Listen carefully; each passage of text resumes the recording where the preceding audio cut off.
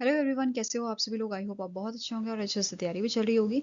सो आज हम करने वाले हैं कंप्यूटर अवेयरनेस का मॉक टेस्ट नंबर 5। अगर आपने इसका प्रीवियस मॉक अटेम्प्ट नहीं किया है सो आई बटन पे आप क्लिक कर सकते हैं। यहाँ पे आपको प्लेलिस्ट का लिंक मिल जाएगा जिस पे जाके आप सारे जो वीडियोज़ हैं उनको गो थ्रू कर सकते हैं और सारे मॉक टेस्ट अटेम्प्ट कर सकते हैं, राइट। एंड PDF के लिए आप हमारा पिन कमेंट चेक कर सकते हैं। Fine, so let's begin with the session. So first आपका क्वेश्चन यहाँ पे है, which of the following is use to minimise the active window. देखो, अगर मेरी जो विंडो है जो मैंने अभी यहाँ पे काम कर रही हूँ, अगर मैं चाहती हूँ इसको मिनिमाइज करना, सो इनमें से कौन सा शॉर्टकट की मुझे यूज करना पड़ेगा। इट इज विंडोज की प्लस डाउन एरो की। ठीक है, विंडोज की प्लस डाउन एरो की से मैं इसको मिनिमाइज कर सकती हूँ। ओके, सो आंसर यहाँ पे आपका हो जाएगा, it is option number C. Next आपका क्वेश्चन है, which of the following keys is use to delete characters to the left of the cursor. देखो, यहाँ पे दो आपके जो ऑप्शन है उनमें कंफ्यूजन होता है। एक है बैकस्पेस, दूसरा है डिलीट। इसे हम एग्जाम्पल के तरीके से पहले समझेंगे, उसके बाद आंसर करेंगे इसका। ठीक है, क्वेश्चन में बोला है कि कर्सर के लेफ्ट साइड से डिलीट होना स्टार्ट होता है। ठीक है, तो let's take the example of backspace, जहां पे हमने एक सेंटेंस लिखा है, hello welcome to the benchmark study, और हमने कर्सर को प्लेस किया इस जगह पे जहां पे रेड ऑप्शन आपको दिख रहा है। ठीक है, अब यहां से मैंने डिलीट करना स्टार्ट किया बैक स्पेस से। ठीक है, मैंने बैक स्पेस प्रेस किया और आपका कैरेक्टर्स डिलीट होने स्टार्ट हुए from the left two of the cursor. Cursor के लेफ्ट साइड में स्टार्ट हुआ, तो आंसर आपका यहाँ पे क्या है, इट इज बैक स्पेस। वहीं पे डिलीट का एग्जाम्पल अगर हम देखें तो मैंने कर्सर को प्लेस किया था यहाँ पे। ठीक है, रेड, आपको यहाँ पे रेडिंग दिख रही है, यहाँ पे मैंने प्लेस किया कर्सर को और डिलीट जो की होती है उसे प्रेस करना स्टार्ट किया। इन दैट केस जो कैरेक्टर्स हैं वो आपके राइट साइड से डिलीट होने स्टार्ट हो रहे हैं।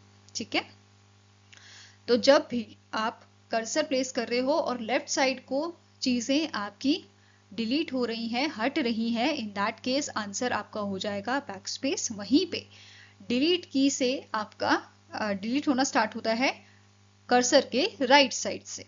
ठीक है, तो आंसर यहाँ पे क्या हो जाएगा आपका, option number A, that is back space. Now next question है, the transfer of data from a CPU to a peripheral devices of a computer is achieved through. तो देखो, पहले तो आपको पता होना चाहिए पेरिफेरल डिवाइसेस क्या होते हैं। जो आपके हार्डवेयर डिवाइसेस हो गए, जैसे कीबोर्ड, माउस, प्रोजेक्टर, ठीक है, जो आपके ऐसे डिवाइसेस हैं जिन्हें आप अलग से कनेक्ट करते हो आपके कंप्यूटर के साथ। ठीक है, तो ये चीज़ आपकी होती है पेरिफेरल डिवाइसेस। माइक्रोफोन हो गया आपका, वेबकैम हो गया, ये सारे पेरिफेरल डिवाइसेस के अंडर आते हैं। अब नोट ये करना है आपको कि पेरिफेरल डिवाइसेस को कैसे कनेक्ट किया जाता है। ठीक है, ताकि आपका जो CPU से डेटा ट्रांसफर किया जा सके। तो इसका आंसर क्या होगा, आप क्या यूज़ करते हो, कंप्यूटर के पोर्ट्स होते हैं। ठीक है, या इनपुट आउटपुट पोर्ट्स आप बोलते हो या कंप्यूटर पोर्ट्स बोलते हो इन्हें। ठीक है, तो आंसर यहाँ पे आपका क्या हो जाएगा, it is option number D, कि कंप्यूटर पोर्ट्स के थ्रू आप कनेक्ट करते हो पेरिफेरल डिवाइस को। ठीक है, नाउ नेक्स्ट आपका क्वेश्चन आ जाता है, which of the following groups have only output devices. ठीक है, इनमें से कौन सा आपका ग्रुप है। ठीक है, तीन तीन यहाँ पे डिवाइसेस हैं, उनका ग्रुप है जहाँ पे सिर्फ आपको आउटपुट डिवाइस ही देखने को मिल रहे हैं। तो आंसर यहाँ पे आपका हो जाएगा, it is your monitor, printer and plotter. ठीक है, जो प्लॉटर, प्रिंटर एंड मॉनिटर हो गए, ये तीनों डिवाइसेस आपके क्या हैं, आउटपुट डिवाइसेस हैं। वहीं पे कीबोर्ड क्या है, ये आपका इनपुट डिवाइस आता है। ठीक है, नाउ स्कैनर जो है ये भी इनपुट है, माउस भी जो है इनपुट डिवाइस है। तो आपका करेक्ट ऑप्शन क्या हो जाएगा, option number D, plotter, printer and monitor. इसके अलावा बाकी अदर डिवाइसेस भी आपके होते हैं आउटपुट डिवाइसेस, जैसे हेडफोन हो गया, ठीक है, screen projector, GPS locator, location, ये सारी चीज़ें जो आपको यहाँ पे वीडियो में इस इमेज में दिख रही है, जैसे वीडियो कार्ड हो गया, स्पीकर, ये सारे आपके क्या हो जाते हैं, example of the output devices. ठीक है, now next is a pixel is dash. Pixel क्या होता है, पिक्सल को पिक्चर एलिमेंट बोलते हैं या डॉट ऑन अ स्क्रीन भी बोलते हैं। ठीक है, तो आंसर यहाँ पे आपका क्या हो जाएगा, it is option number A, it is known as picture element और a dot on a screen. जो आपका स्मॉल लिटिल डॉट्स होते हैं आपकी स्क्रीन के, जो बहुत सारे डॉट्स मिलके एक इमेज बनाते हैं। ठीक है, तो इसे हम बोलते हैं पिक्सल। अब पिक्सल में भी तीन टाइप के आपके सब पिक्सल्स होते हैं। ठीक है, कौन कौन से आपके कलर के सब पिक्सल्स होते हैं, basically it is your red, blue and green. तो ये आपके कहलाते हैं सब पिक्सल। क्या बोलते हैं हम इन्हें, सब पिक्सल। अब यहाँ पे आप एक इमेज देख पाओगे। ठीक है, इस इमेज में अगर हमने ये ईगल की जो आई है इसको जूम किया तो यहाँ पे आपको बहुत सारे ब्लर सी इमेज दिख रही होगी, ठीक है। इसे और जूम करने पे यहाँ पे हमें पता चलता है अबाउट द पिक्सल। ये जो है ये सारे आपके क्या है, it is known as your pixel, ठीक है। ये आपका सिंगल पिक्सल है। ऐसे ही बहुत सारे पिक्सल्स मिलके पूरी एक इमेज क्रिएट करते हैं, ठीक है। Now next question is barcode reader use light to read dash. So barcode reader क्या read करता है, basically ये आपका universal product code which is your UPC को ये read करता है। तो आंसर यहाँ पे आपका क्या हो जाएगा, option number B, that is universal product code। अब यहाँ पे आप इमेज देख सकते हो, ये 3 पार्ट में आपका रहता है, company prefix which is in your green colour, product number, फिर चेक डिजिट, ठीक है। अब यहाँ पे आप मुझे कमेंट सेक्शन में बताइएगा बार कोड जो है वो इनपुट डिवाइस है या आउटपुट डिवाइस है, ठीक है। कमेंट सेक्शन में जरूर मुझे कमेंट कीजिएगा। नाउ नेक्स्ट आपका क्वेश्चन है which of the following is the first graphical web browser, ठीक है। आप सभी ने ये क्वेश्चन तो पढ़ा ही है कि सबसे पहला वेब ब्राउजर क्या होता है, हमने ये अपने प्रीवियस लेक्चर्स में भी कवर किया था। तो पहला वेब ब्राउजर आपका था www, जैसे 1990 में जो है डेवलप किया गया था बाय टिम बर्नर्स-ली, ठीक है। बट यहाँ पे क्वेश्चन थोड़ा डिफरेंट है कि पहला ग्राफिकल वेब ब्राउजर कौन सा था, ठीक है। तो इसका नाम था आपका मोसेक, ठीक है। क्या नाम था इसका, मोसेक। वेयर एज नेटस्केप जो है ये आपका पहला कॉमर्शियल वेब ब्राउजर था। तो इस पे बेस भी आपका क्वेश्चन बन सकता है, it was the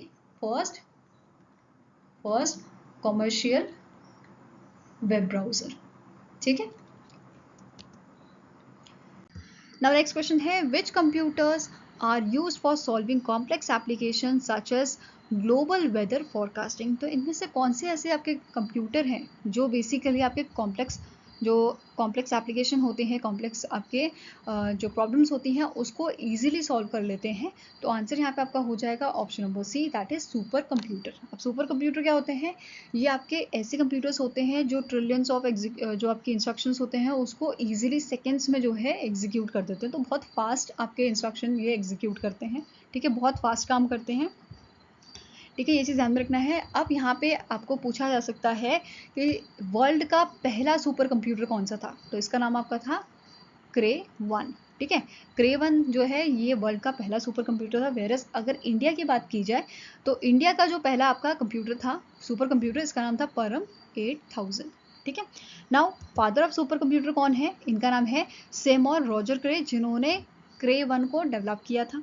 virus father of super computer in India, ठीक है, इंडिया का जो सुपर कंप्यूटर था परम 8000, इसे किसने डेवलप किया था, किसने बनाया था, विजय पांडुरंग भाटकर ने। ये सारी चीज़ आपको ध्यान में रखनी है, इस पे बेस्ड क्वेश्चन पूछा जा सकता है आपका, ठीक है। Now next is dash is a maximum number of columns that can be inserted in a MS word 2021। देखो किसी भी MS वर्ड में अगर मैक्सिमम नंबर ऑफ कॉलम्स की बात आए तो आपका आंसर यहाँ पे हो जाएगा 63, ठीक है। अब आप सोचोगे रोज कितनी होंगी, तो रोज आपकी जो है इसका कोई काउंट नहीं है, कोई स्पेसिफिक नंबर इसका नहीं है, बट कॉलम्स के लिए ये आपका मैंडेटरी है कि 63 मैक्स टू मैक्स आप कॉलम जो है वो इसमें इंसर्ट कर सकते हो, ठीक है। ये चीज ध्यान में रखनी है। नाउ इसके अलावा अगर आप कोशिश करोगे नंबर ऑफ कॉलम्स ज़्यादा डालने की तो यहाँ पे आपको एक मैसेज डिस्प्ले हो जाता है, the number must be between 1 and 63, ठीक है। इसके अलावा MS वर्ड में आपके जो क्वेश्चन पूछे जाते हैं, एक आता है आपका स्प्लिट टेबल के बारे में, ठीक है। टेबल को स्प्लिट करने का जो है एक आपका क्वेश्चन बनता है कि कौन से टैब के अंडर स्प्लिट टेबल आपका होता है, तो ये आपका होता है अंडर दी लेआउट, ठीक है। लेआउट टैब के अंदर ये होता है। यहाँ पे आप देख सकते हो स्प्लिट टेबल, स्प्लिट सेल और मर्ज सेल, ये तीनों का आपका जो है इनमें से क्वेश्चन बन सकता है कोई भी एक का। तो ये आपके कौन से टैब के अंडर होते हैं, लेआउट टैब के अंदर, ठीक है। ये चीज क्लियर हुई। नाउ इसके अलावा यहाँ पे एक क्वेश्चन ये भी बनता है कि जो स्प्लिट टेबल है इसको ओपन करने के लिए क्या शॉर्टकट की यूज होता है, तो it is control plus shift plus enter, ठीक है। ये इसका शॉर्टकट की है स्प्लिट टेबल को ओपन करने का, फाइन। नाउ नेक्स्ट आपका क्वेश्चन है what is the mascot of a Linux operating system. इनमें से कौन सा आपका जो है मैस्कॉट है लिनक्स ऑपरेटिंग सिस्टम का, जिसे हम ओपन सोर्स ऑपरेटिंग सिस्टम भी कहते हैं। तो answer here is option number B, that is penguin, ठीक है। यहाँ पे आप इसकी इमेज देख सकते हो, ये आपका मैस्कॉट है किसका, लिनक्स का, जिसका नाम है टक्स, ठीक है। क्या नाम है इस पेंगुइन का, टक्स। अब जो लिनक्स है इस ऑपरेटिंग सिस्टम को क्रिएट किया गया था 1991 में बाय द लिनस टॉरवेल्ड्स, ठीक है। किसने बनाया था, इसे क्रिएट किया था लिनस टॉरवेल्ड्स ने, और इस मैस्कॉट को बनाया था लैरी एविंग ने 1996 में, ठीक है। Now next is a computer program that instruct other programs to perform a particular type of operation in is dash. तो इनमें से कौन सा ऐसा प्रोग्राम है जो दूसरे प्रोग्राम्स को इंस्ट्रक्ट करता है कि वो एक पर्टिकुलर जो आपका ऑपरेशन है उसे परफॉर्म करे, उसे रन करे, एग्जीक्यूट करे। तो आंसर यहाँ पे आपका हो जाएगा ऑप्शन नंबर ए। इस टाइप के हम सॉफ्टवेयर को बोलते हैं सिस्टम सॉफ्टवेयर। सिस्टम सॉफ्टवेयर क्या है? बेसिकली ये एक इंटरफेस है आपका यूजर एप्लीकेशन के बीच में और हार्डवेयर के बीच में। ठीक है, मेन काम क्या होता है? ये क्या करता है? ये आपके हार्डवेयर जो पार्ट्स होते हैं कंप्यूटर के उनको रन करता है और एप्लीकेशन प्रोग्राम्स को रन करता है। ठीक है, उन्हें एग्जीक्यूट करता है। तो सिंपल सा यहाँ पे आंसर आपका क्या हो गया? It is a system software. अब सिस्टम सॉफ्टवेयर में भी आपके 3 टाइप आ जाते हैं। एक आपका हो गया ऑपरेटिंग सिस्टम, ठीक है, दूसरा आ जाता है लैंग्वेज प्रोसेसर और तीसरा आ जाता है आपका डिवाइस ड्राइवर्स। ठीक है, अगर यहाँ पे एग्जाम्पल की बात करें सिस्टम सॉफ्टवेयर की तो विंडोज़ 11 आपका हो गया, या कंपाइलर, इंटरप्रेटर जो ट्रांसलेटर होते हैं आपके। ठीक है, ये एग्जाम्पल हो जाते हैं आपके सिस्टम सॉफ्टवेयर के। ठीक है, नाउ नेक्स्ट आपका क्वेश्चन है the wheel located between the 2 standard button which is right button और अ लेफ्ट बटन। ठीक है, लेफ्ट राइट बटन जो होते हैं और a mouse is termed as dash. तो इसे हम बोलते हैं स्क्रॉल व्हील। ठीक है, answer here is option number A. इसे क्या बोला जाता है? Scroll wheel. जैसे कि आप यहाँ पे इमेज में देख पा रहे हो, ये आपका क्या है? Scroll wheel. ठीक है, 2 बटन आपके होते हैं, एक होता है लेफ्ट क्लिक और एक होता है राइट क्लिक। ठीक है, नाउ नेक्स्ट आपका क्वेश्चन है when you modify a certain piece of hardware for a better performance it is often referred to as. तो देखो जैसे लड़के लोग क्या करते हैं आजकल, बाइक लेते हैं, उसको मॉडिफाई करा देते हैं कि ये अच्छी दिखे और इसकी परफॉर्मेंस अच्छी हो, स्पीड अच्छी हो, ठीक है, एवरेज अच्छा दे, ठीक है, माइलेज अच्छा दे। तो ये सारी चीज़ें आप क्या करते हो? अच्छी करने के लिए मैकेनिक के पास जाते हो और मॉडिफिकेशन कराते हो। ठीक है, ऐसे ही जब हमारे हार्डवेयर में कुछ चेंजेस किए जाते हैं अच्छी परफॉर्मेंस के लिए, जैसे रैम का साइज बढ़ा देना, ठीक है, उससे क्या होता है कि हमारा जो सिस्टम है वो बहुत जल्दी वर्क करता है, स्पीडी वर्क करता है। तो ये चीज़ें क्या कहलाती हैं? इन सब चीज़ों को हम बोलते हैं ट्वीकिंग। ठीक है, आपकी जब हार्डवेयर की परफॉर्मेंस अच्छी करने के लिए कुछ आप मॉडिफिकेशन कराते हो तो it comes under the tweaking. What we call it? We call it a tweaking. Fine. Now next question is dash is a transmission of a file from server or a remote computer to user's computer. तो इनमें से कौन सी term जो है वो यहाँ पे fit होती है? तो आंसर आपका हो जाएगा इट इज योर डाउनलोडिंग। ठीक है, इस प्रोसेस को हम क्या बोलते हैं? इसे बोला जाता है डाउनलोडिंग। ठीक है, नाउ नेक्स्ट क्वेश्चन है Which of the following is used to hold ROM, RAM, CPU and expansion card?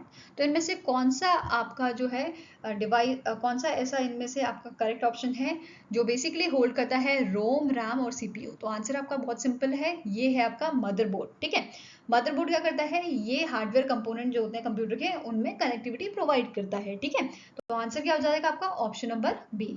यहाँ पे आप इसकी इमेज देख सकते हो, इसमें आपका रैम भी लगा होता है, ठीक है, रोम भी आपकी इसी में होती है। तो ये सारी चीजें आपका यहाँ पे ही सेट किया जाता है मदरबोर्ड में। फाइन। नाउ नेक्स्ट क्वेश्चन क्या है आपका? What are hyperlinks used for? Hyperlinks क्या होते हैं? ऐसे लिंक्स जिन्हें जब आप क्लिक करते हो, ठीक है, तो आपको ये दूसरे वेब पेजेस में लोकेट कर देते हैं या दूसरे लोकेशन पे आपको मूव कर देते हैं। ठीक है, तो आंसर यहाँ पे आपका क्या हो जाएगा? It is to move from one web page to another. ठीक है, अब यहाँ पे आप जो है इमेज देख सकते हो, जैसे ये ब्लू आपको जो ये टेक्स्ट दिख रहे हैं, they all are your hyper links. जैसे मैंने विकीपीडिया पे जो है अपना कर्सर रखा था, उसके बाद यहाँ पे एक होवर इफेक्ट जनरेट हुआ था जो आपको दिखाता है कि नेक्स्ट पेज कौन सा है जिसपे ये हमको ले जाएगा। तो इसके बारे में एक शॉर्ट सी डिटेल यहाँ पे दी गई है। ठीक है, अब जो आपका हाइपर लिंक है ये कोई वर्ड भी हो सकता है, कोई फ्रेज भी हो सकता है, कोई इमेज भी हो सकती है। ठीक है, next is the amount of space between lines of text is called.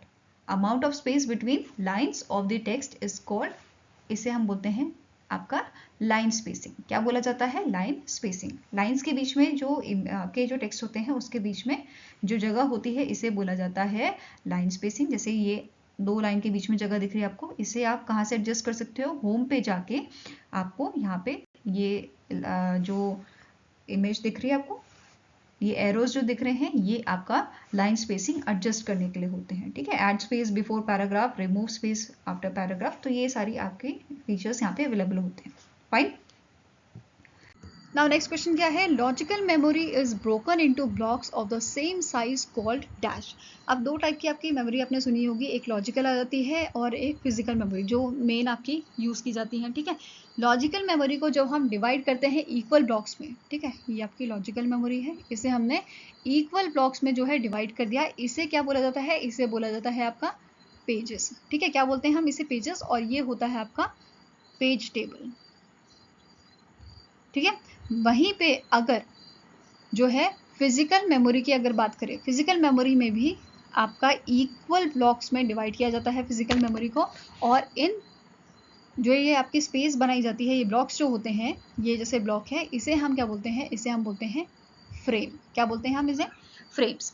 तो ये चीज़ ध्यान में रखनी है। क्वेश्चन यहाँ पे क्या बोला गया है, लॉजिकल मेमोरी जब छोटे ब्लॉक्स में आपकी डिवाइड की जाती है इक्वल और अ सेम साइज, इन्हें हम क्या बोलते हैं, पेजेस बोलते हैं। वहीं पे फिजिकल मेमोरी में अगर सेम चीज़ की जाती है तो उसे क्या बोला जाता है, फ्रेम्स बोला जाता है। तो ये सारी चीज़ें ध्यान में रखनी है, ठीक है। नेक्स्ट है, which among the following shortcut key is use to remove formatting from MS word in 2013। जो 2013 का वर्जन था आपका, उसमें हम शॉर्टकट की कौन सा यूज करते थे फॉर्मेट को हटाने के लिए, तो it is your control plus space bar, ठीक है। कंट्रोल प्लस स्पेस बार से ये सेटिंग आपकी, ये फॉर्मेटिंग आपकी हट जाती है, रिमूव हो जाती है, ठीक है। जैसे इसमें मेरी बोल्ड क्वेश्चन की अगर मैं बात करूं तो इसमें बोल्ड सेटिंग हो रखी है और जो टेक्स्ट है वो टाइम्स न्यू रोमन में है। अगर मैं इस टेक्स्ट को सेलेक्ट कर कंट्रोल प्लस स्पेस बार दबाऊं तो इसकी सेटिंग्स हट जाएगी, इसकी जो फॉर्मेटिंग है वो रिमूव हो जाएगी। क्लियर है। नाउ नेक्स्ट आपका क्वेश्चन है, typical acromion of reusable optical storage is. तो इनमें से आपको बताना है कि इनमें से कौन सा ऐसा एक्रोनियम है, ठीक है, जो बेसिकली आपका आइडेंटिफाई कर रहा है या डिफाइन कर रहा है रीयूजेबल ऑप्टिकल स्टोरेज को। तो आंसर यहाँ पे आपका हो जाता है, इट इज़ योर CD री राइटेबल या कॉम्पैक्ट डिस्क री राइटेबल, जिसे हम बोलते हैं, जिसे इंट्रोड्यूस किया गया था 1997 में, ठीक है। इसका फुल फॉर्म आपको पता होना चाहिए, कॉम्पैक्ट डिस्क री राइटेबल, जिसे हम रीड कर सकते हैं, राइट कर सकते हैं और इसे इरेज करके रीयूज इसे कर सकते हैं, ठीक है। नाउ नेक्स्ट आपका क्वेश्चन है, what is the purpose of a threshers tool use in a MS word. तो थ्रेशर्स टूल बेसिकली आपको फाइंड आउट करता है जो भी वर्ड आपने सर्च किए हैं उसके सिनोनियम और एंटोनियम, ठीक है। तो आंसर यहाँ पे है ऑप्शन नंबर बी। अब क्वेश्चन बन सकता है, माइक्रोसॉफ्ट वर्ड में कौन से टैब के अंडर आपको जो है थ्रेशर्स टूल मिल जाएगा, तो रिव्यू टैब के अंदर ही आपको मिल जाएगा। यहाँ पे आप जो है देख सकते हो, इसके ऊपर आपकी बुक जैसा आइकन बना हुआ है, ठीक है। Now next question is, which of the following is a default page setup orientation for a notes, pages, outlines and handouts। तो आंसर यहाँ पे आपका क्या हो जाएगा, बहुत सिंपल है। जब भी डिफॉल्ट पेज ओरिएंटेशन की बात आए तो ये आपको याद रखना है, ये हमेशा पोर्ट्रेट होता है, ठीक है। ये आपका पोर्ट्रेट होता है। वेयरएज लैंडस्केप क्या होता है, दिस जो रेक्टेंगल शेप में होगा ये आपका लैंडस्केप है, and this is your portrait. Next question is, which feature starts a new line whenever a word or a sentence reached a border। तो इनमें से कौन सा फीचर आपका जो है स्टार्ट करता है new line whenever the word और sentence जो है ये आपका एंड मतलब बॉर्डर में पहुंच जाता है, एंड में पहुंच जाता है, तो इट इज टेक्स्ट रैपिंग, ठीक है। ये आपका फीचर होता है text wrapping. Now next question है, the errors that can be pointed out by the compiler are called। Compiler क्या होता है, ये आपका ट्रांसलेटर होता है जो आपका हाई लेवल लैंग्वेज को मशीन लैंग्वेज में कन्वर्ट करता है, ठीक है। ये सिंपल आपको पता है, इससे पहले भी हमने क्वेश्चन किया हुआ है कंपाइलर के ऊपर। नाउ यहाँ पे जो कंपाइलर है वो किस टाइप की एरर को पॉइंट आउट करता है, तो आंसर आपका हो जाएगा, इन एरर्स को हम बोलते हैं सिंटेक्स एरर, ठीक है। कौन सी एरर्स है, सिंटेक्स एरर। अब दो यहाँ पे कंफ्यूजन आपकी रहती है सिंटेक्स एरर और सिमेंटिक एरर्स के बीच में, तो ये क्लियर कर लेते हैं। सिंटेक्स एरर क्या होती है, ऐसी एरर जहाँ पे आपके रूल्स को फॉलो नहीं किया जाता। जैसे इंग्लिश में जो भी कोई सेंटेंस है, जब भी वो खत्म होता है तो फुल स्टॉप यहाँ पे लगाया जाता है, ठीक है। अगर इस टाइप की यहाँ पे मिस्टेक होएगी तो ये कहलाएगी syntax error. Whereas semantic errors क्या होती हैं, ऐसी एरर्स जहाँ पे आपने एक सेंटेंस फ्रेम किया, वर्ब सही लगाई है, ठीक है, फिर यहाँ पे प्रॉपरली जो है नाउन प्रोनाउन ये सब देखा गया है, सारे रूल्स फॉलो किए गए हैं, बट जो ये सेंटेंस है इसका कोई मीनिंग ही नहीं निकल रहा है, तो ये आपका हो जाता है सिमेंटिक एरर, ठीक है। तो जब भी कोई भी लैंग्वेज हो, जैसे सी की लैंग्वेज हो गई या कोई भी लैंग्वेज हो गई, जहाँ पे कोई अगर सिंटेक्स एरर की गई है, ऐसी एरर जहाँ पे रूल्स तोड़ा गया है, ठीक है, जैसे सेमीकोलन नहीं लगाया गया, ओपन जो है कर्ली ब्रेसेस नहीं लगाए गए हैं, तो ये सारी आपकी सिंटेक्स एरर में आ जाते हैं। सिमेंटिक एरर ऐसी एरर होती है जहाँ पे कोई मीनिंग ही नहीं बन रहा है जो भी आपने प्रोग्राम लिखा है, ठीक है। तो ये चीज़ क्लियर हुई आपको, इन दोनों में ही कंफ्यूजन रहता है बच्चों को, तो ये चीज़ आपको हमेशा क्लियर रखनी है अपनी, ठीक है। नेक्स्ट आपका क्वेश्चन है, dash is a small amount of data generated by website and saved by your web browser. तो इनमें से कौन सा आपका टर्म है जो जस्टिफाई कर रहा है स्टेटमेंट को? It is cookie. कुकी क्या होता है? ये आपका एक स्मॉल अमाउंट ऑफ डेटा है जो आपकी वेबसाइट जनरेट करती है, ठीक है, and it is saved by your browser. Clear है? नाउ नेक्स्ट आपका क्वेश्चन है, translator for low level programming language were termed as dash. तो ट्रांसलेटर जो आपका लो लेवल प्रोग्रामिंग लैंग्वेज को कन्वर्ट करता है मशीन लैंग्वेज में, ठीक है, मशीन लैंग्वेज में, इसे हम क्या बोलते हैं? इसे बोला जाता है असेंबलर, ठीक है। वहीं पे अगर हाई लेवल प्रोग्रामिंग लैंग्वेज को कन्वर्ट किया जाए मशीन लैंग्वेज में, ये काम कौन करता है? ये करता है आपका कंपाइलर। दोनों में डिफरेंस की बात करें क्या है? असेंबलर जो है लाइन बाय लाइन प्रोग्राम को आपका कन्वर्ट करता है मशीन लैंग्वेज में, ठीक है। कंपाइलर पूरे प्रोग्राम को एक ही बारी में कन्वर्ट करता है मशीन लैंग्वेज में, ठीक है। तो ये चीज़ याद रखनी है आपको। नाउ पहला न्यूमेरिक बेस्ड असेंबलर जो था, ये डेवलप किसने किया था? म्यूरिस विल्कीज ने एंड डेविड व्हीलर ने, इन दोनों ने मिलकर जो है पहला न्यूमेरिक बेस्ड असेंबलर बनाया था फॉर एडसैक, जो आपका फर्स्ट जनरेशन कंप्यूटर है, जिसके बारे में अभी हमने डिस्कस भी किया था, ठीक है। Now next is, when was Pascaline invented? Pascaline जो है ये आपका first mechanical and automatic calculator था, जिसे 1642 में इन्वेंट किया गया था, ठीक है। 1642 से लेके 1644 के बीच में इसे जो है इन्वेंट किया गया था by the French mathematician philosopher जिनका नाम है ब्लेज पास्कल, ठीक है। ये चीज़ याद रखना है। और जो पास्कल है, जो आपका ये मैकेनिकल एंड ऑटोमेटिक कैलकुलेटर था, ये आपका एडिशन और सब्ट्रैक्शन के लिए बनाया गया था, ठीक है। नेक्स्ट आपका क्वेश्चन है, what is the information about data called? या डेटा अबाउट डेटा, ये हम कह सकते हैं, ठीक है। डेटा अबाउट डेटा, इसे बोला जाता है आपका मेटा डेटा। मतलब जब डेटा की जो डेटा को डिटेल में अगर डिस्क्राइब किया जाए तो इसे क्या बोला जाता है? Meta data. अब जैसे फॉर एग्जांपल यहाँ पे डेटा की यहाँ पे बात हो रही है, डेटा की जो लेंथ है आपकी, या कितने साइज का है, कितने बिट का है, बाइट का है, ये सारी इंफॉर्मेशन आपकी क्या कहलाएंगी? मेटा डेटा, ठीक है। जैसे एग्जाम्पल के तौर पे ले लेते हैं, एक डेटाबेस बनाया गया है, ठीक है, जिसका नाम रखा गया है डेटा 1। अब इस डेटा बेस में कितनी एंट्रीज हैं, ठीक है, कितने लोगों का डेटा है, किस बारे में है, ये सारा अगर डिस्क्राइब कर दिया जाए, डिटेल में बता दिया जाए, तो ये आपका मेटा डेटा कहलाएगा, ठीक है। Next is, in which type of memory once a program or a data is returned it cannot be changed? इनमें से कौन सी ऐसी आपकी मेमोरी है जहाँ पे डेटा एक बार अगर लिख दिया तो वो आपका दोबारा से उसे इरेज नहीं किया जा सकता, उसे रीराइट नहीं किया जा सकता? तो आंसर यहाँ पे आपका हो जाएगा, it is option number B, that is programmable read only memory. ये कौन सी आपकी मेमोरी है? It is a programmable read only memory. अब ये मेमोरी जो होती है, ये आपका जो पी रोम होती है, ये प्रोग्राम रीड ओनली मेमोरी है, जिसे मैन्युफैक्चरिंग के टाइम पे ही यहाँ पे इंस्ट्रक्शन जो है इसके राइट कर दिए जाते हैं और उसके बाद इसे इरेज नहीं किया जा सकता, ठीक है। ये चीज़ आपको ध्यान में रखनी है, ठीक है। नाउ नेक्स्ट आपका क्वेश्चन है, which among the following is used to reduce the font size? तो इनमें से कौन सा आपका ऑप्शन है जो हेल्प करता है आपको रिड्यूस करने के लिए आपके टेक्स्ट के फॉन्ट के साइज को, ठीक है। तो ये ऑप्शन आपका है control plus open bracket and control shift plus lesson bracket, lesson symbol, ठीक है। तो ये दोनों ही कमांड हमारी यूज होती है रिड्यूस करने के लिए फॉन्ट साइज को। तो आंसर आपका है option number E, both B and C are correct, ठीक है। वेयर एज जो कंट्रोल प्लस क्लोज ब्रैकेट है and control shift plus greater than symbol, ये साइज को इंक्रीज करने के काम आता है। तो ये जस्ट अपोजिट है एक दूसरे के, फाइन। नेक्स्ट क्वेश्चन है, विच port of CPU supports both audio and video? तो इसमें से कौन सा आपका पोर्ट है जो ऑडियो और वीडियो दोनों को ही सपोर्ट करता है, ठीक है। इस पोर्ट का नाम क्या है आपका? HDMI port. इसका फुल फॉर्म होता है हाई डेफिनेशन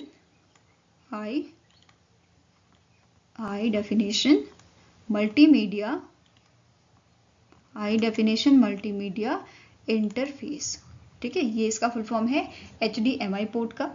तो आंसर यहाँ पे आपका हो जाएगा ऑप्शन नंबर बी, इस पोर्ट की मदद से ऑडियो और वीडियो जो है दोनों ही यहाँ पे ये सपोर्ट करता है। ठीक है, अब यहाँ पे यूएसबी पोर्ट जो है ये किस काम आता है, ये यूएसबी डिवाइसेस को कनेक्ट करने के काम आता है, जिससे हम डेटा अपना ट्रांसफर कर सकते हैं। इसका एग्जांपल आपका पेन ड्राइव है। ठीक है, pen drive is the example of this USB port. इसके अलावा डिस्प्ले पोर्ट भी आपका होता है, जो हम यूज करते हैं कनेक्ट करने के लिए वीडियो सोर्सेस को टू द डिस्प्ले डिवाइस, जिसमें जैसे डिस्प्ले डिवाइस मतलब आपका कंप्यूटर हो गया। ठीक है, कंप्यूटर मॉनिटर जो होता है। ठीक है, यहाँ पे आप इमेज देख सकते हो, आपके जो पोर्ट्स हैं, ये वाला आपका यूएसबी पोर्ट है, दैट डिस्प्ले पोर्ट, और ये है HDMI port. Okay, next question है, which of the following keys is used to delete characters to the left of the cursor.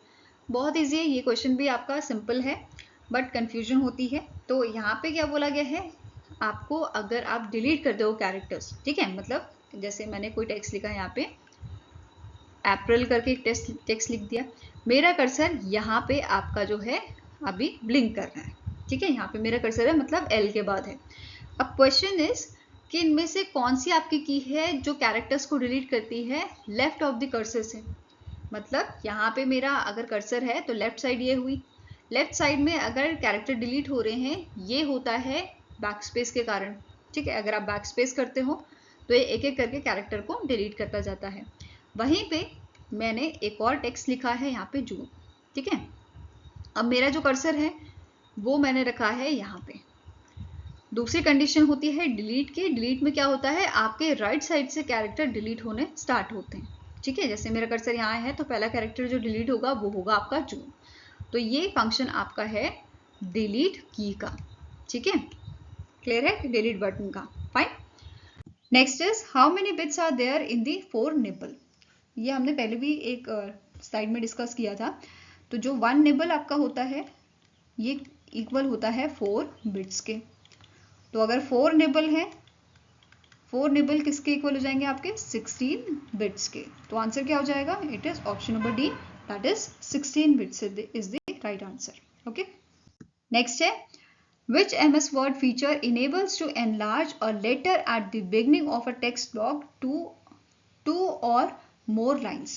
अगर आपको इस टाइप का जो है कुछ सिनेरियो दिखे जहां पे आपके टेक्स्ट ब्लॉक का पहले टेक्स्ट का पहला लेटर कुछ इस टाइप से दिखे, तो ये आपका कौन सा फीचर होता है। यहाँ पे कौन सा फीचर अप्लाई किया गया है MS Word का, इट इज ड्रॉप कैप। ठीक है, कौन सा फीचर है, ड्रॉप कैप है, जो आपका कौन से टैब के अंदर आता है, इंसर्ट टैब के अंदर आता है। ठीक है, कौन से टैब के अंदर है, it comes under the insert tab. Okay, now next आपका क्वेश्चन है, dash was the first free web based email service founded in 1996। तो 1996 में आपकी शुरुआत की गई थी पहली फ्री ईमेल सर्विस की, जिसका नाम है हॉटमेल। ठीक है, और इसको लॉन्च किया था Sabeer Bhatia and Jack Smith ने। They are the co-founder of this Hotmail and later it was acquired by the Microsoft। ठीक है, किसने एक्वायर किया था, माइक्रोसॉफ्ट ने 1997 में, और इसको रीनेम किया गया था MSN हॉटमेल के नाम से, और बाद में इसे रिप्लेस किया गया outlook.com से।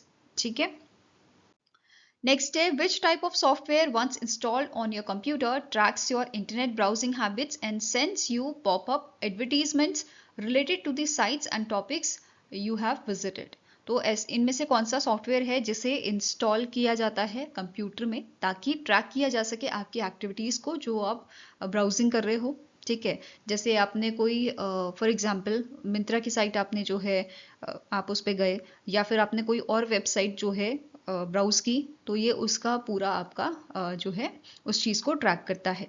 इसे हम बोलते हैं एडवेयर, और उससे रिलेटेड आपको एडवर्टीजमेंट जो है शो करता है। ठीक है, क्या बोला जाता है इसको, एडवेयर बोला जाता है।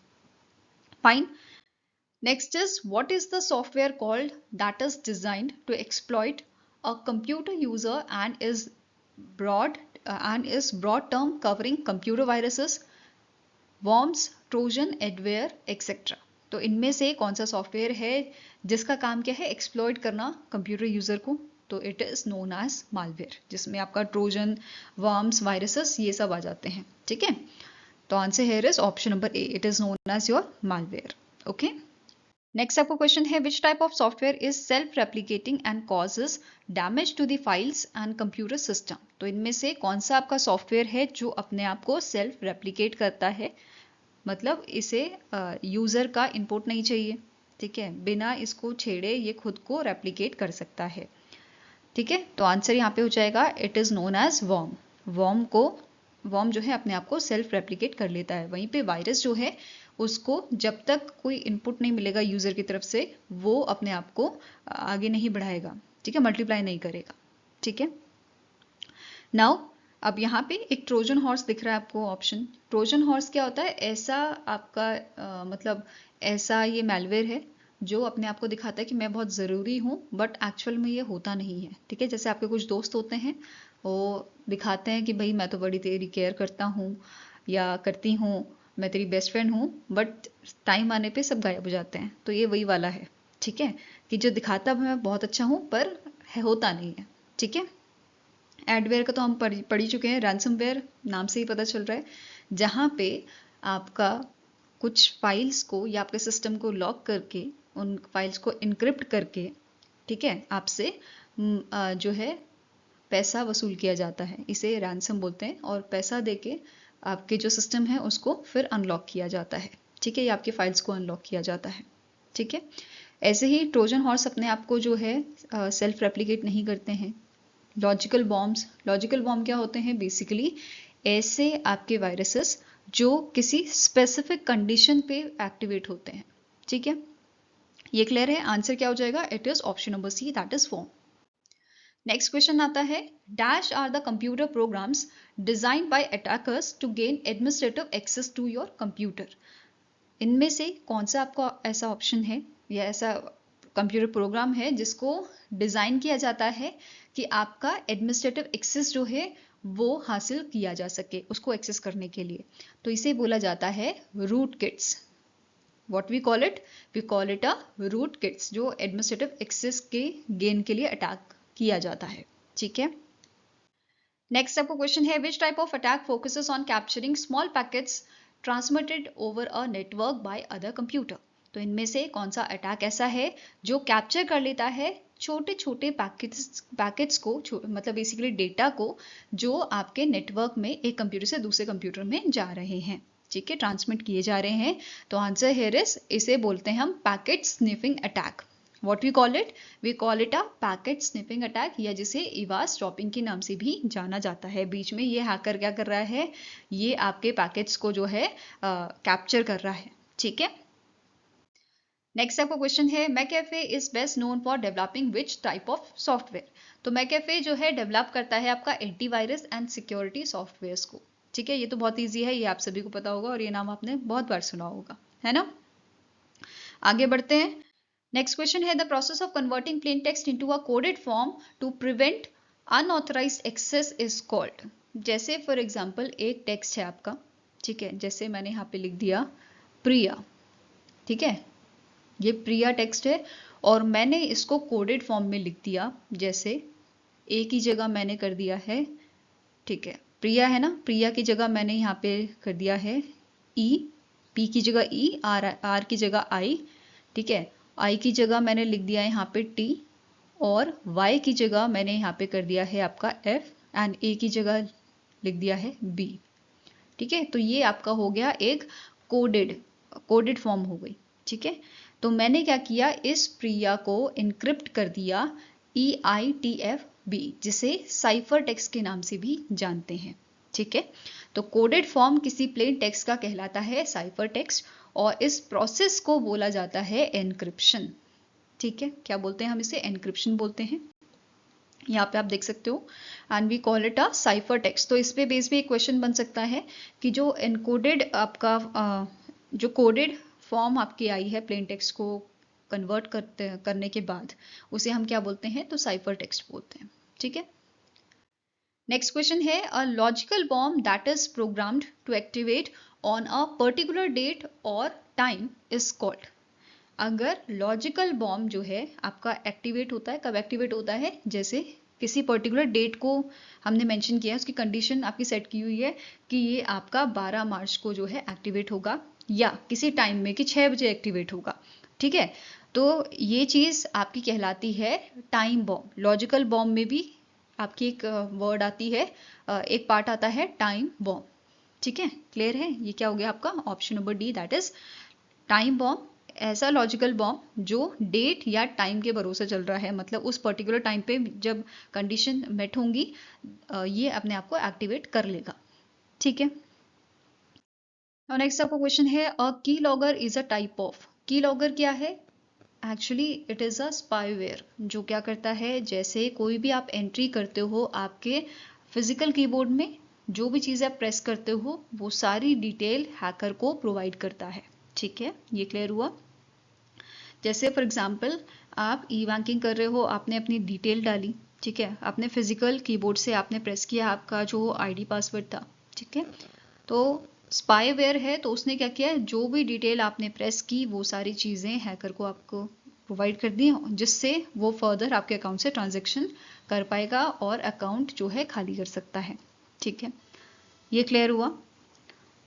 इसी वजह से आपने देखा होगा जब ई बैंकिंग आप करते हो तो जैसे फॉर एग्जांपल इंटरनेट बैंकिंग जब आपकी होती है तो वर्चुअल कीबोर्ड आपको जो है प्रोवाइड किया जाता है ताकि इन सब चीज़ों से बचा जा सके। ओके, नेक्स्ट आता है fishing mainly tricks users into revealing personal information bye. तो फिशिंग क्या है? फिशिंग बेसिकली आपकी मतलब एक अटैक है जिसमें एक फेक ईमेल आपको आता है, फेक एसएमएस आता है, जिसपे मतलब इतना बढ़िया बढ़िया उसमें लिखा होता है। आप क्या करते हो, उस मेल को खोल लेते हो, उसमें जो लिंक्स हैं वो क्लिक कर लेते हो, या मैसेज में जो है लिंक है वो उसे क्लिक कर लेते हो। ठीक है, जिससे आप फंस जाते हो, है ना? तो फिशिंग क्या है? फिशिंग है सेंडिंग फेक ईमेल्स और मैसेजेस दैट लुक लेजिटिमेट। हमें लगता है बहुत जो है इंपॉर्टेंट है, जैसे बैंक से कोई मतलब ऐसा आपको दिखाया जाएगा कि बैंक से कोई आपकी ईमेल आई है, आप सोचोगे कि बैंक से आया तो कुछ इंपॉर्टेंट ही होगा, आप उसे खोलोगे और आपका सारा काम तमाम हो जाएगा। ठीक है, अब ये जो है या तो ईमेल्स के थ्रू हो सकती है फिशिंग आपकी, ठीक है, या तो एसएमएस के थ्रू हो सकती है, जिसे स्मिशिंग के नाम से भी जानते हैं। किस नाम से जानते हैं? स्मिशिंग। मतलब जो एसएमएस वाला होगा वो स्मिशिंग हो गया। ठीक है, एक होता है विशिंग। विशिंग मतलब वॉइस कॉल के थ्रू ये सब चीज़ें की जाती हैं, जैसे मैक्सिमम आपके जो बुजुर्ग लोग हैं उनको जो है कॉल पे डिटेल्स ले ली जाती हैं बुद्धू बना के, है ना? तो ये सब चीज़ें, ठीक है, इसे हम बोलते हैं विशिंग। ठीक है, जो वॉइस से हुआ विशिंग, ठीक है, एसएमएस से होगा स्मिशिंग। ओके, नेक्स्ट आपको क्वेश्चन है farming is a cyber attack that works by. Farming कैसे काम करता है? बेसिकली जैसे फॉर एग्जांपल आप जो है बहुत ई शॉप मतलब ई कॉमर्स से बहुत सारी शॉपिंग करते हो, ठीक है, जैसे कपड़े मंगा रहे हो, शूज़ मंगा रहे हो, ठीक है, तो यहाँ पे फार्मिंग वाले जो है मतलब जो साइबर अटैकर है वो क्या करेगा, वो फेक वेबसाइट आपकी तैयार करेगा। ठीक है, आपको पता भी नहीं चलेगा, इतनी सटीक यहाँ पे जो है फेक वेबसाइट ये क्रिएट करते हैं, और अगेन आपको जो है फेक वेबसाइट पे रीडायरेक्ट करेंगे, आप पेमेंट करोगे, आपके जो क्रेडेंशियल्स हैं वो सब यहाँ पे ये लेके आपका अकाउंट जो है वो खाली कर देंगे। ठीक है, आंसर यहाँ पे क्या हो जाएगा? It is option number E, creating fake website through DNS manipulation और मालवेयर। ठीक है, फेक वेबसाइट पे आपको ले जाएंगे, रीडायरेक्ट कर देंगे और फिर खत्म। ठीक है, अब फिशिंग और फार्मिंग दोनों में डिफरेंस भी देख लेते हैं। फार्मिंग को डिटरमाइन करना थोड़ा मुश्किल है, फिशिंग आपका उसके कंपैरिजन में थोड़ा इजी है। ठीक है, फार्मिंग में होता है ये आपके एक ही टाइम पे बहुत सारे लोगों को टारगेट कर रहे होते हैं। जैसे वेबसाइट है, वेबसाइट पे बहुत सारे लोग जो हैं वो एक टाइम पे आपके जो हैं आते हैं, ठीक है, तो एक समय पे बहुत सारे लोगों को ये बुद्धू बना रहे होते हैं। ठीक है, वेयर एज फिशिंग जो है ये एक ही पर्सन को एक टाइम पे टारगेट करता है। नेक्स्ट है फार्मिंग जो है, इसमें आपका मैलिशियस कोड जो है वो कंप्यूटर में इंस्टॉल किया जाता है। ठीक है, वहीं पे ये फिशिंग जो है ये ईमेल के थ्रू या आपके एसएमएस के थ्रू की जाती है।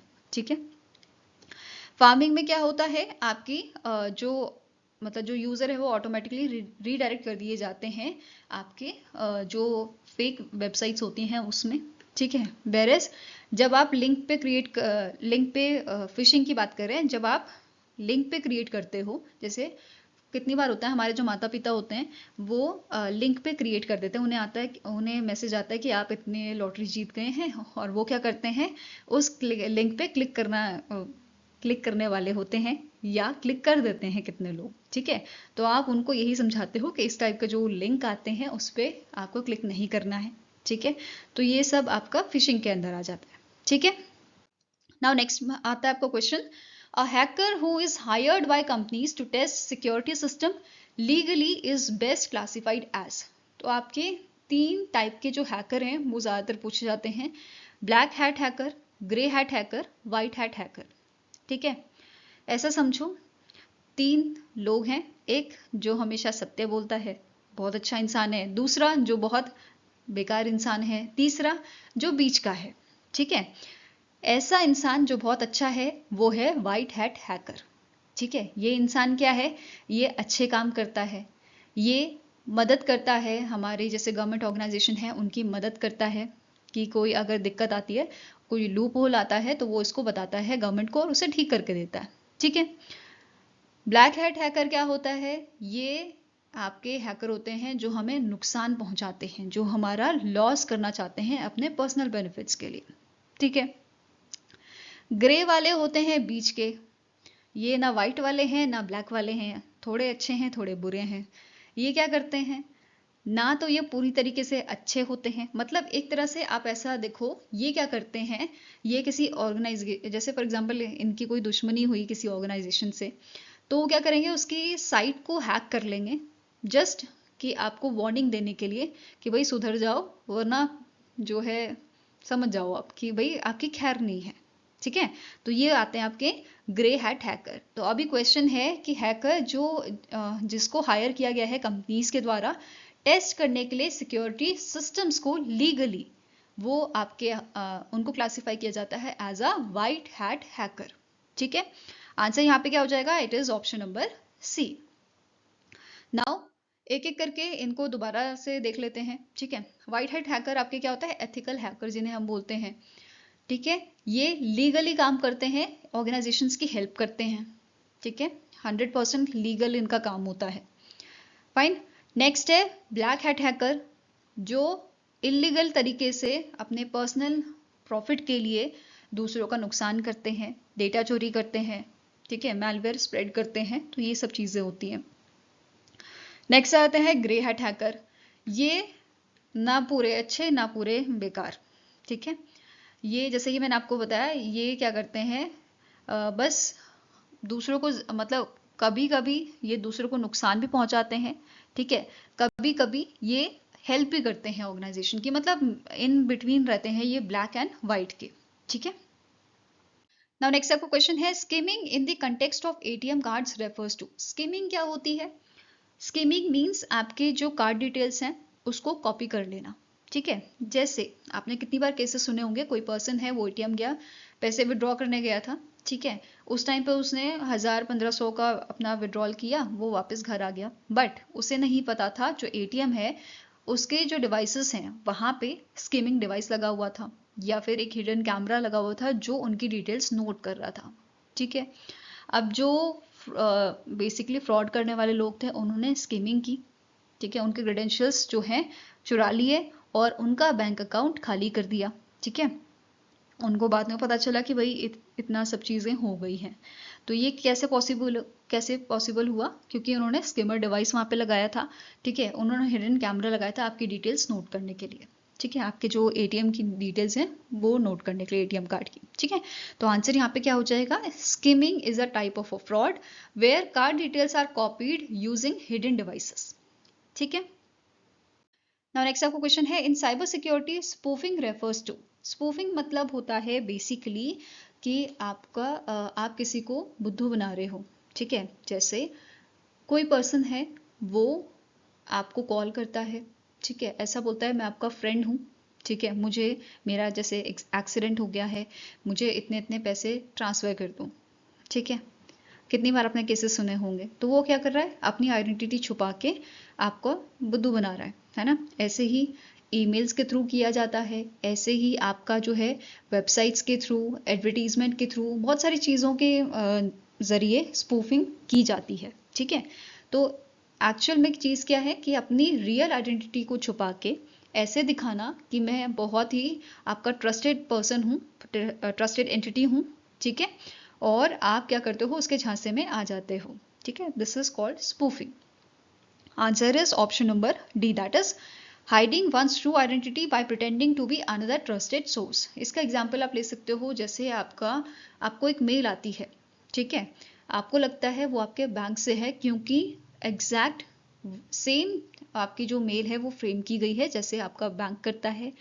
उसमें लिखा गया है कि आपका जो अकाउंट डिटेल्स है वो आपको अपडेट करनी है, तो जल्दी से इस लिंक पे क्लिक कीजिए और विद इन कुछ अमाउंट, जैसे फॉर एग्जांपल कुछ आपका टाइम लिमिट दे दिया, इतने टाइम लिमिट में आपको ये चीज़ करनी है, अदरवाइज आपका अकाउंट जो है वो बंद हो जाएगा, ठीक है। इस टाइप का आपका मेल आया है।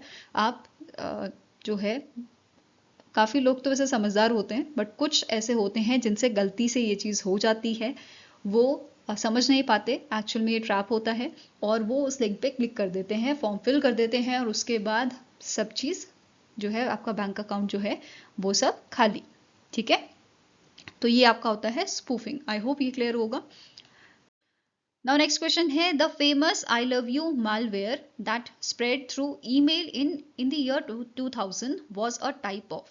तो आई लव यू malware जो है ये आपका वर्म था, ठीक है, इट इज़ योर वर्म, जिसको 2000 में मतलब 2000 में ये जो है काफ़ी फेमस हुआ था। इसने लगभग आपके 10 million, more than 10 million Windows PC जो है उनको इफेक्ट किया था। उसमें आपकी जो ईमेल है वो आती थी और अटैचमेंट में लिखा रहता था लव लेटर फॉर यू, ठीक है, इस नाम से ये अटैचमेंट आती थी, और जो इस अटैचमेंट को डाउनलोड करता था उसके सिस्टम की जो है बैंड बज जाती थी, ठीक है। ये यहाँ पे काम होता था। इसको क्रिएट किसने किया था? ऑनेल डी गुजमैन, जो 24 ईयर्स के, उस टाइम पे 24 ईयर्स के आपके नौजवान थे फ्रॉम द फिलिपींस, ठीक है। तो ये उन्होंने क्रिएट किया था 4 मई 2000 को, ये डिटेक्ट किया गया था पहली बार, और 5 मई को यहाँ पे ऐसा बोला जाता है कि बाद में यहाँ पे अटैचमेंट्स जो हैं वो इसकी स्प्रेड होने लगी थी, ठीक है।